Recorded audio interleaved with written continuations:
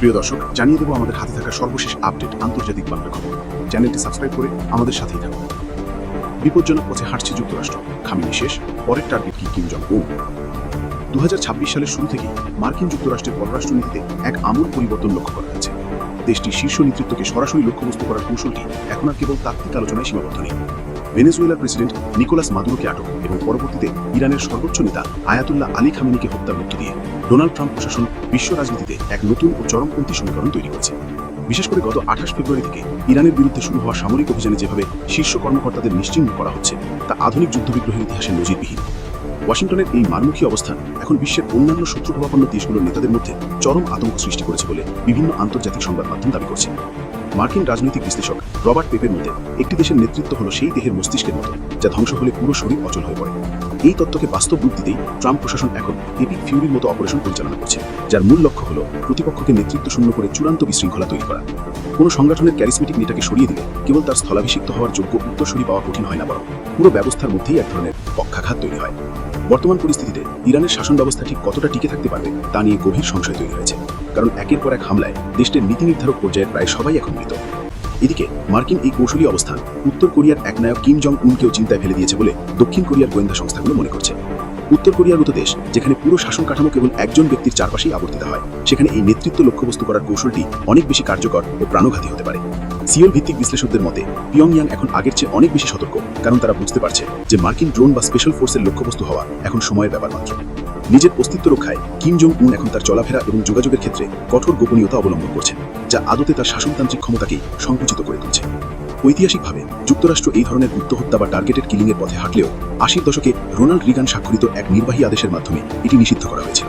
তবে 2001 সালে 9/11 পরবর্তী ওয়ার অন টেরার এবং বারাক ওবামার শাসনামলে এই আইনি কাঠামোতে সূক্ষ্ম পরিবর্তন আনা হয়। ওবামা প্রশাসন যুক্তি দিয়েছিল যে ইউনিফর্মধারী সৈনিক বাইরে যখন কোনো শত্রু কোনো নির্দিষ্ট ভৌগোলিক সীমানা না মেনে যুদ্ধ করে, তখন তাদের বিরুদ্ধে আত্মরক্ষামূলক হামলা চালানো গুপ্ত হত্যার পর্যায়ে পড়ে না। এই আইনি মারপেচকেই এখন ঢাল হিসেবে ব্যবহার করছেন ডোনাল্ড ট্রাম্প, যিনি সরাসরি একটি স্বাধীন দেশের রাষ্ট্রপ্রধান বা সর্বোচ্চ ধর্মীয় নেতাকে সরিয়ে দেওয়াকে বৈধতা দিচ্ছেন। মার্কিন সেনাবাহিনীর বিশেষজ্ঞরা মনে করেন এই ধরনের হামলায় সম্মুখ সমরে সৈন্য পাঠানোর ঝুঁকি কমে যায় এবং সাধারণ মানুষের ক্ষয়ক্ষতিও সীমিত রাখা সম্ভব হয়। বিশাল স্থল হামলার চেয়ে সুনির্দিষ্ট ড্রোন হামলা বা ঝটিকা অভিযানের মাধ্যমে লক্ষ্য অর্জন করা অনেক বেশি সাশ্রয়ী এবং রাজনৈতিকভাবে সুবিধাজনক। তবে এর অন্ধকার দিকটিও এড়িয়ে যাওয়ার সুযোগ নেই, কারণ অনেক ক্ষেত্রে এটি প্রতিপক্ষের মধ্যে শহীদী চেতনার জন্ম দেয়, যা দীর্ঘমেয়াদে আরও কট্টরপন্থী নেতৃত্বের উত্থান ঘটাতে পারে। সমালোচকরা মনে করছেন ডিক্যাপিটেশন স্ট্রাইক হয়তো সাময়িকভাবে শত্রুকে দুর্বল করে দেয়, কিন্তু একটি দেশের রাজনৈতিক স্থিতিশীলতা ফেরাতে এটি সবসময় ব্যর্থ হয়েছে। ইরান ইস্যুতে প্রেসিডেন্ট ট্রাম্পের সাম্প্রতিক মন্তব্যগুলো মার্কিন প্রশাসনের দীর্ঘমেয়াদী পরিকল্পনার অভাবকেই স্পষ্ট করে তুলছে। যখন প্রশ্ন করা হয় যে এই ধ্বংসযজ্ঞের পর তারা কার সাথে সমঝোতা করবেন, তখন ট্রাম্পের উত্তর ছিল যে যাদের সাথে কথা বলার পরিকল্পনা ছিল তারা প্রায় সবাই এখন মৃত। এমনকি মার্কিন পররাষ্ট্রমন্ত্রী মার্কো রুবিও কংগ্রেসের শুনানিতে জানিয়েছেন যে তাদের বর্তমান লক্ষ্য হল আগে শাসন ব্যবস্থা ধ্বংস করা এবং রাজনৈতিক পুনর্গঠনের বিষয়টি পরে ভাবা হবে। এই ধরনের দৃষ্টিভঙ্গিকে অনেক আন্তর্জাতিক বিশ্লেষক কৌশলের উপর রণকৌশলের জয় হিসেবে বর্ণনা করছেন, যা অনেকটা ধ্বংস করার পর পুনর্গঠনের চিন্তা করার মতো অবিবেচনাপ্রসূত কাজ। মার্কিন প্রভাবশালী কলামিস্ট ডেভিড ইগনাসিয়াস একে আমেরিকান ওয়ে অফ ওয়ার বা আমেরিকার যুদ্ধের নতুন ধরন হিসেবে চিহ্নিত করেছেন। তিনি মনে করেন সাদ্দাম হুসেন, মুয়াম্মার গাদ্দাফি কিংবা ওসামা বিন লাদেনের সময় থেকেই এই বীজ বপন করা হয়েছিল। ইসরায়েল যেভাবে বছরের পর বছর ধরে তাদের শত্রুদের বিদেশের মাটিতে ড্রোন বা বিমান হামলার মাধ্যমে খতম করে আসছে, ওয়াশিংটন এখন সেই একই পথ পূর্ণ শক্তি দিয়ে অনুসরণ করছে। তবে এই প্রক্রিয়ায় যে আন্তর্জাতিক আইনের লঙ্ঘন ঘটছে এবং সার্বভৌমত্বের যে প্রশ্ন উঠছে তার জবাব দেওয়ার প্রয়োজন মনে করছে না হোয়াইট হাউস। ডিক্যাপিটেশন স্ট্রাইক বা নেতৃত্ব নির্মূল করার এই নীতি হয়তো সাময়িকভাবে মার্কিন যুক্তরাষ্ট্রকে একটি মার্মিক শ্রেষ্ঠত্ব প্রদান করছে, কিন্তু এর ফলে সৃষ্ট রাজনৈতিক শূন্যতা বিশ্বকে আরও অস্থিরতার দিকে ঠেলে দিচ্ছে। মধ্যপ্রাচ্য থেকে শুরু করে কোরীয় উপদ্বীপ পর্যন্ত সর্বত্রই এখন এক অজানা আশঙ্কার কালো মেঘ ঘনীভূত হচ্ছে। ট্রাম্প প্রশাসন যদি কেবল ধ্বংস করার মধ্যেই তাদের রণনীতি সীমাবদ্ধ রাখে, তবে ভবিষ্যতে এই দেশগুলোতে গণতন্ত্র বা স্থিতিশীলতা ফেরানো প্রায় অসম্ভব হয়ে পড়বে। বিশ্ব এখন রুদ্ধশ্বাসে তাকিয়ে আছে দেখার জন্য যে ইরানের পর পরবর্তী লক্ষ্যবস্তু হিসেবে কার নাম তালিকায় ওঠে এবং এই ধ্বংসাত্মক কূটনীতি শেষ পর্যন্ত কোন দিকে মোড় নেয়। এদিকে ইরান যুক্তরাষ্ট্রকে এমন বিপদে ফেলেছে যা আগে পারেনি কেউ। যুক্তরাষ্ট্র ও ইসরায়েলের যৌথ অভিযানে ইরানের যুদ্ধ পরিস্থিতি ক্রমাগত জটিল হয়ে উঠছে। এই সংঘাতের আর্থিক বোঝা নিয়ে খোদ ওয়াশিংটনের অন্দরেই এখন তীব্র বিতর্ক শুরু হয়েছে।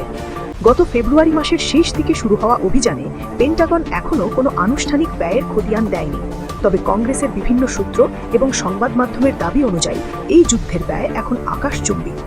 বিশেষ করে রিপাবলিকান ও ডেমোক্র্যাট উভয় শিবিরের রাজনীতিবিদদের মধ্যে এই আশঙ্কা বাড়ছে মার্কিন করদাতাদের অর্থ সামরিক খাতে এমনভাবে ব্যয় হচ্ছে যা আগে কখনো দেখা যায়নি। মার্কিন সম্প্রচার মাধ্যম এমএস নাও এবং পলিটিকোর সাম্প্রতিক প্রতিবেদনগুলোতে দাবি করা হয়েছে ইরানের বিরুদ্ধে এই যুদ্ধে আমেরিকার প্রতিদিন গড়ে 100 থেকে 200 কোটি ডলার ব্যয় হচ্ছে। কংগ্রেসের হাউস মাইনরিটি লিডার হাকিম জেফরিজ এক সংবাদ সম্মেলনে প্রেসিডেন্ট ডোনাল্ড ট্রাম্পের তীব্র সমালোচনা করে বলেছেন, দেশ যখন সাধারণ মানুষের স্বাস্থ্যসেবা ও নিত্যপণ্যের দাম কমাতে হিমশিম খাচ্ছে, তখন ট্রাম্প প্রশাসন মধ্যপ্রাচ্যে আরেকটি অন্তহীন যুদ্ধে বিলিয়ন বিলিয়ন ডলার খরচ করছে। ট্রাম্পের জনপ্রিয়তার হ্রাসের পেছনে এই ক্রমবর্ধমান যুদ্ধ ব্যয় একটি বড় কারণ হয়ে দাঁড়িয়েছে বলে মনে করছেন বিশ্লেষকরা। যুদ্ধের প্রকৃত খরচ বের করতে হাউস বাজেট কমিটির শীর্ষ ডেমোক্র্যাট ব্রেন্ডন বয়েল ইতোমধ্যে কংগ্রেশনাল বাজেট অফিসকে একটি পুঙ্খানুপুঙ্খ বিশ্লেষণ করার অনুরোধ জানিয়েছেন। তিনি জানতে চেয়েছেন এই যুদ্ধের ফলে জ্বালানির দাম এবং অন্যান্য অর্থনৈতিক খাতে কতটা বিরূপ প্রভাব পড়বে এবং চীন বা অন্য কোনো ফ্রন্টে উত্তেজনা তৈরি হলে আমেরিকা তা মোকাবিলা করার মতো সক্ষমতা হারাবে কিনা। বিশেষ করে তাইওয়ান থেকে বিমানবাহী রণতরী ইরানের উপকূলে সরিয়ে নেওয়ায় আমেরিকার কৌশলগত অবস্থানে কী ধরনের পরিবর্তন আসছে সেটিও খতিয়ে দেখার উপর তিনি জোর দিয়েছেন। পেন ওয়ার্থন বাজেট মডেলের পরিচালক ক্যান্ট স্ম্যাটার্স আল জাজিরাকে জানিয়েছেন, যুদ্ধের শুরুর দিনগুলোতে প্রতিদিনের খরচ 200 কোটি ডলারে পৌঁছানো অসম্ভব কিছু নয়, যদিও দীর্ঘমেয়াদে এই খরচ কিছুটা কমে 800 মিলিয়ন ডলারে নামতে পারে। তবে সাবেক ব্রিটিশ সামরিক কর্মকর্তাদের মতে ইরানের অত্যাধুনিক ক্ষেপণাস্ত্র ও ড্রোন প্রতিহত করতে যুক্তরাষ্ট্র যে ইন্টারসেপ্টর বা বাধা প্রদানকারী মিসাইল ব্যবহার করছে সেগুলোর এক একটির দাম কয়েক মিলিয়ন ডলার। এই বিপুল পরিমাণ দামি সমরাস্ত্রের ব্যবহারই মূলত ওয়াশিংটনের দৈনিক ব্যয়ের পরিমাণকে সাধারণের কল্পনার বাইরে নিয়ে গেছে। অপারেশনাল এবং লজিস্টিক দিক থেকে বিচার করলে দেখা যায়, বর্তমানে মধ্যপ্রাচ্যে আমেরিকার সামরিক উপস্থিতি 2003-এর ইরাক যুদ্ধের চেয়েও অনেক বেশি শক্তিশালী। ওপেন সোর্স ইন্টেলিজেন্স ডেটা অনুযায়ী ফেব্রুয়ারি থেকে এ পর্যন্ত যুক্তরাষ্ট্র এই অঞ্চলে 120টিরও বেশি বিমান মোতায়েন করেছে, যার মধ্যে F-35 এবং F-22 এর মতো অত্যন্ত ব্যয়বহুল যুদ্ধবিমান রয়েছে। দুটি ক্যারিয়ার স্ট্রাইক গ্রুপ এবং অজস্র সাহায্যকারী কার্গো বিমানের এই বিশাল বহর রক্ষণাবেক্ষণ ও সক্রিয় রাখতে প্রতিদিন বিপুল পরিমাণ জ্বালানি ও জনবল ব্যয় হচ্ছে, যা সরাসরি মার্কিন বাজেটে চাপ সৃষ্টি করছে। ওয়াশিংটন ভিত্তিক থিঙ্ক ট্যাঙ্ক CSIS এর একটি বিশ্লেষণে দেখা গেছে, যুদ্ধের প্রথম 100 ঘণ্টাতেই আমেরিকা প্রায় 347 কোটি ডলার খরচ করে ফেলেছে, যার সিংহভাগ ব্যয় হয়েছে বিভিন্ন ধরনের সামরিক গোলাবারুদ ও সরঞ্জাম প্রতিস্থাপনে।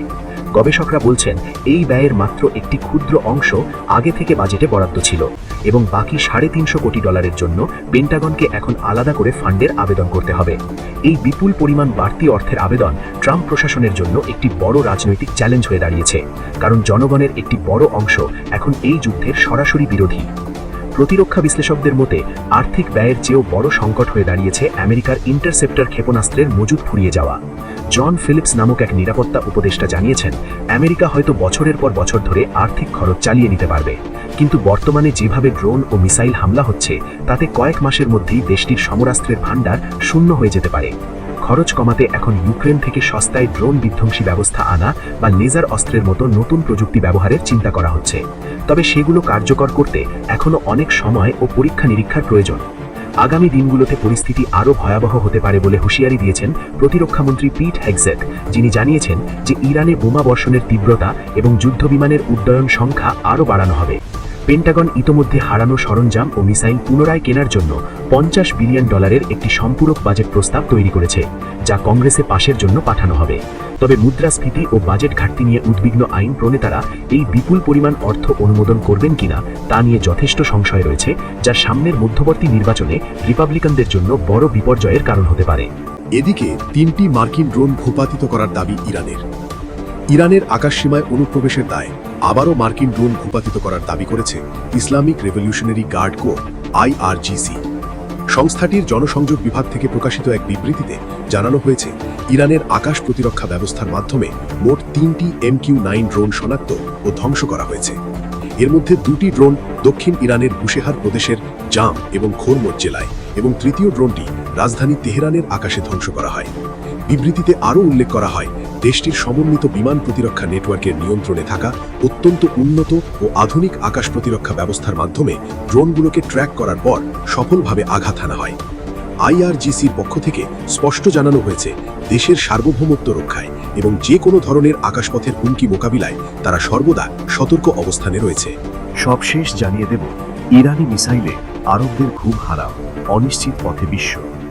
মধ্যপ্রাচ্যের পরিস্থিতি এখন এক ভয়াবহ যুদ্ধের রূপ নিয়েছে।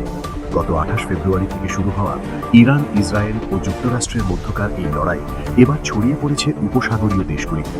সোমবার ভোরে ইরানের নজিরবিহীন মিসাইল ও ড্রোন হামলায় কেঁপে উঠেছে বাহরাইন, কাতার, সংযুক্ত আরব আমিরাত এবং সৌদি আরব। এই হামলার পর বাহরাইনের রাষ্ট্রীয় তেল কোম্পানি বাপকো তাদের শোধনাগারে অগ্নিকাণ্ডের জেরে জরুরি অবস্থা ঘোষণা করেছে। সিতরা দ্বীপে অবস্থিত এই শোধনাগারটি ইরানি ড্রোনের আঘাতে মারাত্মকভাবে ক্ষতিগ্রস্ত হয়, যার ফলে আন্তর্জাতিক বাজারে তেলের দাম গত 4 বছরের মধ্যে প্রথমবারের মতো ব্যারেল প্রতি $100 ছাড়িয়ে গেছে। কাতারের রাজধানী দোহা থেকে পাওয়া খবরে জানা যায়, গভীর রাতে সেখানে অন্তত 12 থেকে 13টি বিকট বিস্ফোরণের শব্দ শোনা গেছে। কাতারের প্রধানমন্ত্রী শেখ মোহাম্মদ বিন আব্দুল রহমান আল থানি এই হামলাকে চরম বিশ্বাসঘাতকতা হিসেবে অভিহিত করেছেন। তিনি জানান, যুদ্ধ শুরুর পর থেকেই কাতার নিরপেক্ষ থাকার এবং কূটনীতির মাধ্যমে সমাধানের চেষ্টা করলেও ইরান সরাসরি তাদের উপর হামলা চালিয়েছে। এদিকে সৌদি আরবের আল খারাজ এলাকায় একটি প্রজেক্টাইল আছড়ে পড়ায় অন্তত 2 জন নিহত এবং 12 জন আহত হয়েছেন। সৌদি পররাষ্ট্র মন্ত্রণালয় এই আক্রমণকে নিন্দনীয় বলে আখ্যা দিয়ে কঠোর প্রতিবাদ জানিয়েছে। সংযুক্ত আরব আমিরাতের ফুজাইরা শিল্পাঞ্চলেও ড্রোন ভূপাতিত করার পর ধ্বংসাবশেষ পড়ে অগ্নিকাণ্ডের ঘটনা ঘটেছে। অন্যদিকে ইরানের ভেতরেও অস্থিরতা তুঙ্গে। গত 28 ফেব্রুয়ারি যুক্তরাষ্ট্রের যৌথ হামলায় সর্বোচ্চ নেতা আয়াতুল্লাহ আলী খামেনি নিহত হওয়ার পর তার ছেলে মুজতবা খামেনিকে নতুন সর্বোচ্চ নেতা হিসেবে ঘোষণা করা হয়েছে। তবে এই নিয়োগের পরপরই ইসরায়েল ইরানের কেন্দ্রীয় অবকাঠামো লক্ষ্য করে নতুন করে বিমান হামলা শুরু করেছে। ইসরায়েলের প্রতিরক্ষামন্ত্রী ইসরায়েল কাটজ হুঁশিয়ারি দিয়ে বলেছেন, নতুন নেতাও তাদের লক্ষ্যবস্তু থেকে বাদ যাবেন না। মার্কিন প্রেসিডেন্ট ডোনাল্ড ট্রাম্প এই সংঘাত নিয়ে মন্তব্য করতে গিয়ে বলেছেন, ইরানের পারমাণবিক হুমকি নির্মূল করার জন্য তেলের দাম বৃদ্ধি একটি সামান্য ত্যাগ মাত্র। তিনি স্পষ্ট করেছেন যে এই যুদ্ধ কখন শেষ হবে সেই সিদ্ধান্ত তিনি এবং ইসরায়েলি প্রধানমন্ত্রী বেনিয়ামিন নেতানিয়াহু যৌথভাবে নেবেন। লেবানন সীমান্তেও পরিস্থিতি এখন নিয়ন্ত্রণের বাইরে। হিজবুল্লাহ এবং ইসরায়েলি বাহিনীর মধ্যে পূর্ব লেবাননে সরাসরি লড়াই চলছে। সোমবার অন্তত 15টি ইসরায়েলি হেলিকপ্টার সিরিয়া সীমান্ত দিয়ে লেবাননে প্রবেশ করে সেনা নামিয়েছে বলে খবর পাওয়া গেছে। বৈরুতের একটি হোটেলে আইআরজিসির কুদস ফোর্সের কমান্ডারদের লক্ষ্য করে চালানো ইসরায়েলি হামলায় ব্যাপক প্রাণহানি ঘটেছে। যুদ্ধের এই 11 দিনে ইরানে অন্তত 1255 জন এবং লেবাননে 390 জন প্রাণ হারিয়েছেন। ইসরায়েলের ভেতরেও ইরানি মিসাইলে এ পর্যন্ত 10 জনের মৃত্যু হয়েছে।